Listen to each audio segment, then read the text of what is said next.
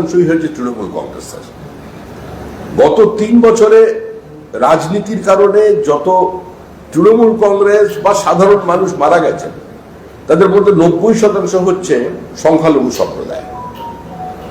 তো সংখ্যালঘু মানুষজনকে এবার চিন্তা করতে হবে কোন রাজনৈতিক দলকে ভোট দিচ্ছেন, আশীর্বাদ দিচ্ছেন। তৃণমূল জনভিত্তি হারিয়ে ফেলেছে, বোমাই হলো তৃণমূলের ভিত্তি। ওই সকেট বোমা দিয়ে উচ্ছ্বাস প্রকাশ করা প্রমাণ করে কিভাবে নির্বাচনটা হয়েছে এবং কিভাবে নির্বাচন হয়। পুলিশের বক্তব্যের তীব্র বিরোধিতা করেছেন এই মৃত নাবালিকার মা। তিনি বলছেন যে আক্রমণ যারা করেছে তারা প্রত্যেকে তৃণমূল কংগ্রেসের লোক, আর এটা কোনো দুর্ঘটনা নয়। পুলিশের বিবৃতিতে ছিল বাই মিস্টেক এটি ইত্যাদি, তো সেইটা উনি বলছেন যে এটা কোনো দুর্ঘটনা নয়, একেবারে টার্গেট করে বোমা মেরেছিল যাতে আমার মেয়ের মৃত্যু হয়। তো কি বলবো, পুলিশের তৃণমূলই পুলিশ। পশ্চিমবঙ্গে তৃণমূল কংগ্রেসের পরিবারের কেউ খুন হয়ে গেলে বা কোনো সংখ্যালঘু মানুষ যদি মারা যান, তার পরিবারের প্রাথমিক প্রতিক্রিয়া থাকে যে আমরা সিবিআই তদন্ত চাই, কারণ পুলিশের ওপরে, সিআইডির ওপরে তাদের কোনো আস্থা নেই। এই পরিবারটি নিশ্চিতভাবেই তৃণমূলের বিরুদ্ধে ভোট দিয়েছিল বা তৃণমূল বিরোধী হিসেবে পরিচিত ছিল, সে কারণেই তাকে মারা হয়েছে। কারণ এদের উদ্ধত্ত এরকম জায়গায় পৌঁছেছে যে মানুষ খুন করতে বিন্দুমাত্র হাত কাঁপছে না। তারা জানে পুলিশ বলে কিছু নেই, তাদের কিছু হবে না। সেই জন্যই আজকে এই দুর্ঘটনা হলো, এত মর্মান্তিক ঘটনা। একটা বাচ্চা মেয়েকে এইভাবে বুম মেরে ফেললো। এই ধরনের নৃশংস অসহিষ্ণু মানুষজনকে নিয়ে তৃণমূল শোভাযাত্রা করছে। এরা রাজনৈতিক কর্মী, এরা ভোট করে কিভাবে? বোমায় আহত হয়েছেন যিনি, তিনি একজন আহত হয়ে বেঁচে আছেন, তিনি বলছেন যে আমার তাকেও লক্ষ্য করে ছোড়া হয়েছিল। আর আজকে যেটা দেখা যাচ্ছে, যাদেরকে গ্রেপ্তার করা হয়েছে তাদের প্রত্যেকের বিশাল বিশাল বাড়ি এবং বাড়ির ওপরে সবার তৃণমূলের পতাকা লাগানো আছে। পশ্চিমবঙ্গে এই মুহূর্তে সমস্ত দুষ্কৃতী, সমাজ বিরোধী, তারা এখন তৃণমূল কংগ্রেসে ঢুকে পড়েছে। সমাজে একটা লুম্পেন প্রলেতারিয়েতদের উত্থান হয়েছে, একটা লুম্পেন ক্যাপিটাল তৈরি হয়েছে। এক দশকে কিছু মানুষের হাতে অপর্যাপ্ত অর্থ এসে গেছে এবং সেই অর্থের প্রদর্শন দেখা যাচ্ছে তাদের বাড়িতে, তাদের গাড়িতে, তাদের শরীরের অলংকারে। তারাই তৃণমূল, বোমাবাজরাই তৃণমূল। দেখছেন না, মুখ্যমন্ত্রী একজনকে প্রশাসনিক বৈঠকে দক্ষিণ 24 পরগনায় চিহ্নিত করে দিলেন বোমাবাজ হিসেবে, তারপরেই মুখ্যমন্ত্রী তাকে বিধানসভায় টিকিট দিয়ে নির্বাচিত করিয়ে দিলেন। তো এই বোমাবাজটাই তৃণমূল, কাজটাই তৃণমূলের কাজ এবং এটা তৃণমূলের কর্মসূচির মধ্যে পড়ে। যারা তৃণমূলের বিরুদ্ধে ভোট দেবে তারা আতঙ্কের মধ্যে থাকবে, খুন করবে। মুখ্যমন্ত্রী মমতা বন্দ্যোপাধ্যায় আজ বিধানসভায় এসেছিলেন, কিন্তু কখনো তার আজকে লম্বা বক্তৃতাও রাখেন প্রতিবেশনে, কিন্তু কখনো তার গলায় এই গতকালের ঘটনার কোনো আক্ষেপ বা সেই ঘটনার উদ্ধৃতি কিছু শোনা গেল না। বাচ্চাটির মৃত্যু সম্পর্কে তৃণমূল খুন করেছে, মুখ্যমন্ত্রী কেন বলবেন? মুখ্যমন্ত্রীর কাছে অন্যের কারো জীবনের কোনো মূল্য নেই।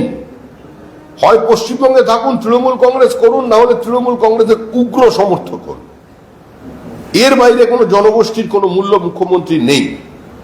মুখ্যমন্ত্রী দীর্ঘ 14 বছর পশ্চিমবঙ্গের মুখ্যমন্ত্রী থাকার পরেও তার সরকারটাকে পশ্চিমবঙ্গ রাজ্য সরকার বানাতে পারেননি, সেটা তৃণমূল সরকারই থেকে গেছে। সেই জন্যই মুখ্যমন্ত্রীর কাছে কোনো বিবৃতি নেই। এই ঘটনা নিয়ে শিশু সুরক্ষা কমিশন রাজ্যের সে রিপোর্ট চেয়েছে, আর অন্যদিকে জাতীয় মহিলা কমিশন ঘটনার তীব্র নিন্দা করেছে। পশ্চিমবঙ্গে মহিলা কমিশন, পশ্চিমবঙ্গে শিশু সুরক্ষা কমিশন যেগুলো আছে ওগুলো তো তাবেদারি করবার জন্য আছে। কোন সময় কেন্দ্রের মহিলা কমিশন এলে সেখানে রাতারাতি রাজ্যের মহিলা কমিশন পৌঁছে গিয়ে ঘটনাটাকে পুরো ঘেঁটে দেবার চেষ্টা করে। এখানেও ওই ধরনের কোনো প্রচেষ্টা হবে।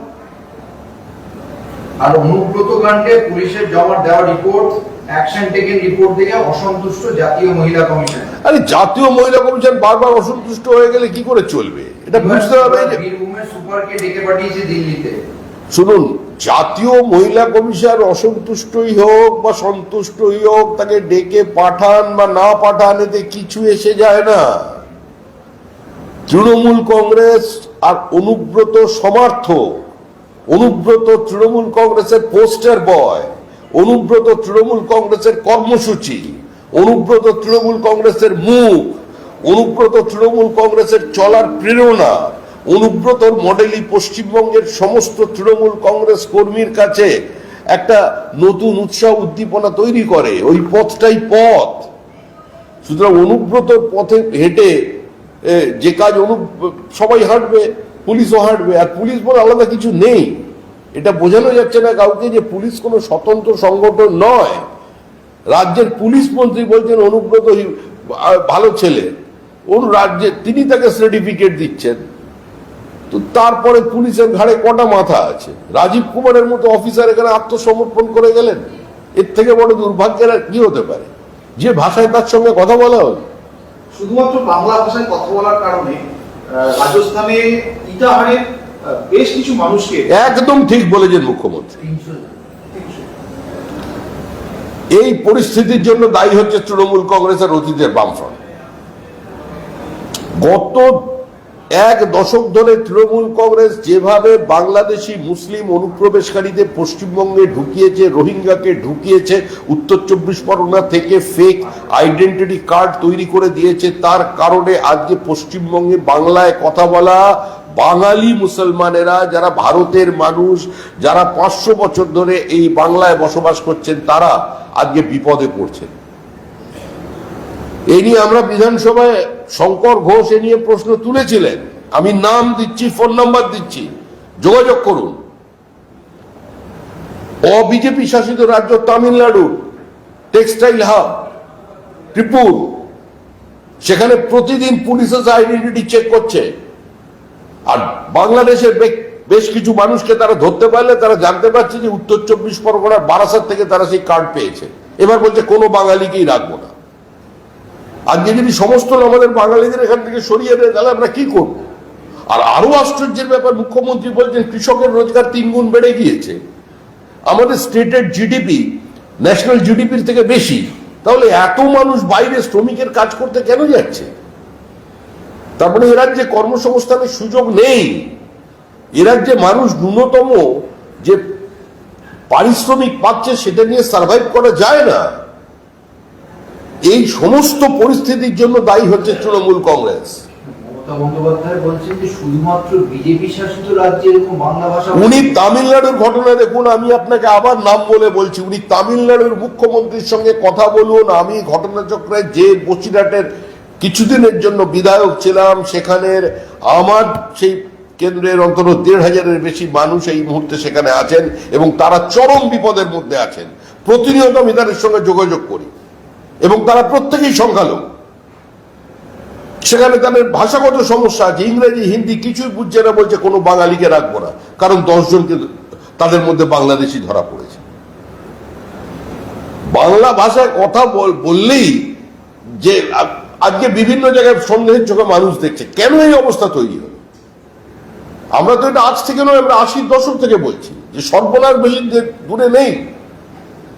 মুখ্যমন্ত্রী এখানে থেকে বলবেন বহিরাগত, বিভিন্ন প্রদেশের মানুষের সম্পর্কে কদর্য তার দলের লোকজন বিবৃতি দেবেন। এবার সেখানে যারা বাঙালি যারা আছেন, যারা হিন্দু আছেন, তারা আমাদের ফোন করে বলছেন এই ধরনের কথাবার্তা বলছেন না, আমাদের তো যদি কাজে না রাখে তাদের মালিকরা এখানে খেপে যাচ্ছে। আমাদের তখন অন্য প্রদেশের দয়ায় বেঁচে থাকতে হচ্ছে। 40 লক্ষ পরিযায়ী শ্রমিক, বেঙ্গালুরুতে 14,60,000 শিক্ষিত তরুণ তরুণী কাজ করছে। পশ্চিমবঙ্গে কর্মসংস্থানের সুযোগ নেই। গ্র্যাজুয়েট ইঞ্জিনিয়ার 18,000 টাকা মাইনে চাকরি করছে সেক্টর 5-এ। আজকে বিধানসভায় ডিবিসি নিয়ে ফের কেন্দ্রীয় সরকারকে, ডিবিসি কে ফের নিশানা করেছেন মুখ্যমন্ত্রী। তিনি বলছেন আমাদের না জানিয়ে জল ছেড়ে দেয় ডিবিসি, আর তার জেরে ম্যানমেড বন্যা প্রতি বছর ড্রেজিং করে না। কেন্দ্রকে বলছি, কেন্দ্র শোনে না।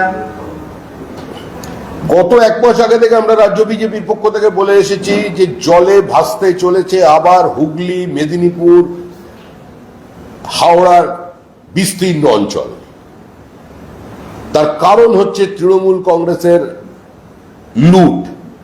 বিভিন্ন জায়গায় তাদের কারণে বিভিন্ন খালের অবৈজ্ঞানিকভাবে তাকে গতিপথ ঘুরিয়ে দেওয়া হয়েছে, কিছু জায়গায় বোল্ডার তুলে নেওয়া হয়েছে, কিছু জায়গায় সেতু নির্মাণ হয়েছে, যার কোনো দূরগামী পরিণাম না ভেবে এবং সেখানের কোনো নির্দিষ্ট পরিকল্পনার অভাবের কারণেই আজকে এই ঘটনা ঘটছে। আর ডিভিসি কোনোদিন রাজ্যকে না জানিয়ে জল ছাড়তে পারে না।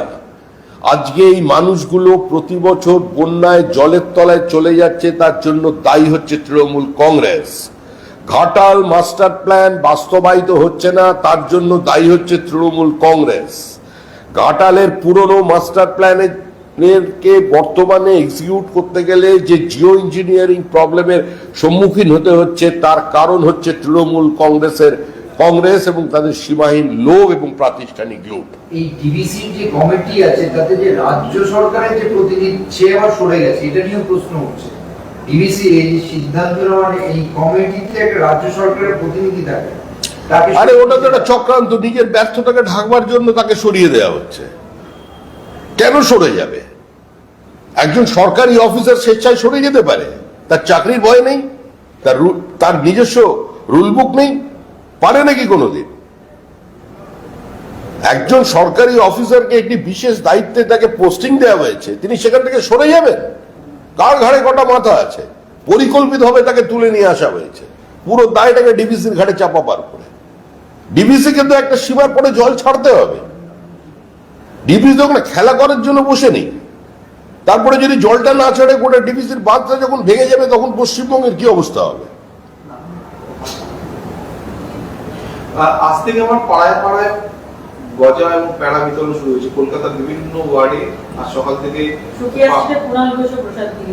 সুকিয়া স্ট্রিট, রুবি মোড়ে, দেখুন, ও যতই প্যাড়া বিতরণ করুন আর যতই গজা বিতরণ করুন, জগন্নাথ দেবও তাদের ফাইল নেবে না। কালীঘাটের মা কালী পর্যন্ত হাত তুলে নিয়েছেন, বলেছেন পারবো না। সবচেয়ে পাওয়ারফুল দেবী পশ্চিমবঙ্গে তো মা কালী, তিনি বলেছেন পারবো না। জগন্নাথ দেব উনি ওখানে বসেছেন, পুরীতে ওনাকে ধরে নিয়ে এসছে এখানে, যদিও উনি স্বেচ্ছায় এসছেন বঙ্গোপসাগরে বিসর্জন দেবেন বলে। দেখুন এইসবই হবে। এই রথ নিয়ে তো রাজনীতি হচ্ছে। শুভেন্দু অধিকারী পোস্টার দিয়ে রথযাত্রা পালনের ডাক দিয়েছে কি হিন্দু সংগঠন, সারা শহর জুড়ে পোস্টার। আর অন্যদিকে যেমন বলছিল, সব জায়গায় ওয়ার্ডে ওয়ার্ডে তৃণমূলের নেতা। দেখুন, শুভেন্দু অধিকারী রাজ্যের বিরোধী দলনেতা, তিনি জননেতা। শুভেন্দু অধিকারী শুধু বিজেপির নেতা নন। রথ নিয়ে দেখুন, জাতের নামে বজ্জাতি করবার রাজনীতি বিজেপি কোনোদিন করেনি। আর রথাশ্রয়ী হয়ে নির্বাচনে প্রতিদ্বন্দ্বিতা করবার কোনো ইচ্ছা বিজেপির নেই। কিন্তু যেভাবে মানুষের ধর্মীয় ভাবাবেগে আঘাত দেওয়া হচ্ছে, যেভাবে মানুষের দেহ করের টাকা খরচা করে, আইনকে আড়াল করে, জগন্নাথ কালচারাল অ্যাসোসিয়েশন নাকি একটা তৈরি করে 200 কোটি টাকা খরচা করা হলো, এবং তারপরে আবার 42 কোটি টাকার গজা বিতরণ হচ্ছে। তো পশ্চিমবঙ্গের মানুষ যদি চায় যে গজা খেলে সমস্ত সমস্যার সমাধান হয়ে যাবে, জগন্নাথের পেড়া খেলে 40,000 ওই যে চাকরি বিক্রি করেছিল যে ছেলেগুলোর মেধা প্রতারিত হয়েছে তারা ফিরে আসবে, সত্য উদ্ঘাটিত হবে, তাহলে মানুষ গজার পেড়া খাবে। অনেক কিছু তো খেলো, এবার পেড়া খাবে। মুখ্যমন্ত্রীর লেখা বই রাখতে হবে সব স্কুল কলেজ লাইব্রেরিতে, তার বুক লিস্ট আর সরকারি নির্দেশিকা প্রকাশ করা অবশ্যই রাখতে হবে। কেন রাখবে না? রবীন্দ্রনাথ গীতাঞ্জলি লিখেছেন, মুখ্যমন্ত্রী কথাঞ্জলি লিখেছেন। রবীন্দ্রনাথ গীতবিতান লিখেছেন, মুখ্যমন্ত্রী কবিতা বিতান লিখেছেন। রবীন্দ্রনাথ বিশ্বভারতী করেছেন, এরা বিশ্ব বাংলা বিশ্ববিদ্যালয় করেছে। তার প্রতিভার মর্যাদা দিতে হবে না? মুখ্যমন্ত্রী নিজেই একবার বলেছেন, আমার সঙ্গে লোক থাকলে আমার বইয়ের সংখ্যা আরো বেড়ে যেত। 100-এর উপর বই লিখেছে, কোটি কোটি টাকায় তার ছবি বিক্রি হয়েছে। তো রাজ্য সরকার লাইব্রেরিতে বই পাঠাবে, তার বই থাকবে না? যেখানে মুখ্যমন্ত্রী একবার কোন কাগজ পড়া হবে আর কোন কাগজ পড়া হবে না, কোনটাকে রাখবে বলে দিয়েছিলেন, তার বই পড়তে হবে, অবশ্য পাঠ্য, এ নিয়ে কোনো প্রশ্ন হবে না। আজ অলরেডি জুনের 24 তারিখ, জুনের 27 তারিখ রাজ্যের সরকারি কর্মীদের যে দিয়ে সেই বকেয়া ক্লিয়ার করার কথা ছিল, এখন অব্দি রাজ্যের তরফে কোনো উচ্চবাচ্য নেই, মাঝে মাত্র 48 ঘন্টা। আপনি দেখুন, না দেখে তো কিছু বলা যাবে না। শোনা যাচ্ছে তিনি কারোর কাছ থেকে 4,000 কোটি টাকা ঋণ চেয়েছেন। এবার সুপ্রিম কোর্টের নির্দেশ নিয়ে মুখ্যমন্ত্রী কি করে সেটাই দেখার, রাজ্য সরকার কি করে। সরকারটা তো দেউলিয়া হয়ে গেছে, খাদের কিনারে চলে গেছে সরকার। এরপরে যে সরকার আসবে তার তো মাথা চুল উঠে যাবে আসার সঙ্গে সঙ্গে।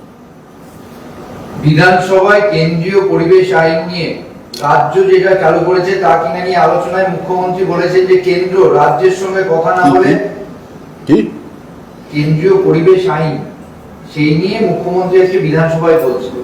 তিনি বলেন যে কেন্দ্রীয় রাজ্যের সঙ্গে কথা না বলে পরিস্থিতি বিবেচনা করে না করে আইন করে দিচ্ছে।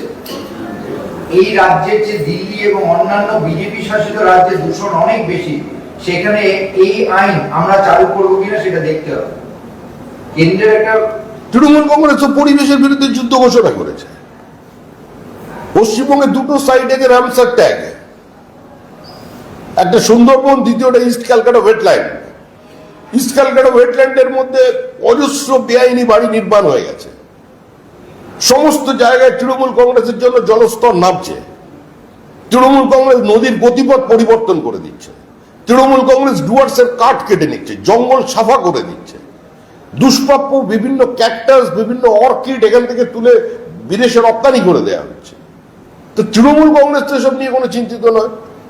তৃণমূল কংগ্রেসের লুটের মধ্যে বাধা পেলেই তৃণমূল কংগ্রেস বলবে যে কেন্দ্রের যন্ত্রণা। পরিবেশকে ধ্বংস করার কাজ তৃণমূল কংগ্রেসের। আর কয়েকটা মাস আছেন করে নিন, তারপরে যেটা করা হবে সব ঠিকঠাক হবে। সেখানে বহু নেতারও বাড়ি ভাঙা পড়বে।